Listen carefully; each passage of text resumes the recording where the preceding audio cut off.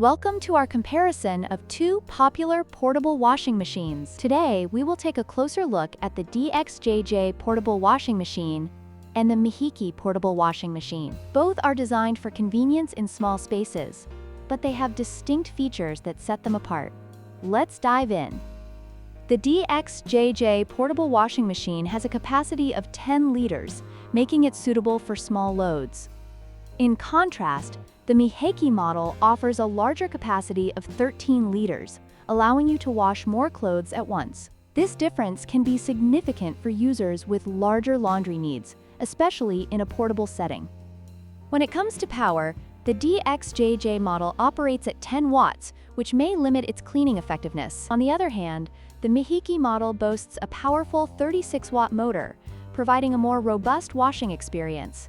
This increased power can lead to better cleaning results, especially for stubborn stains. Both washing machines feature 3 washing modes, but they differ in functionality. The DXJJ model is semi-automatic, requiring manual intervention, while the Mihiki model is fully automatic, offering a more hands-free experience. Additionally, the Mihiki includes a draining basket for faster drying, enhancing its overall convenience.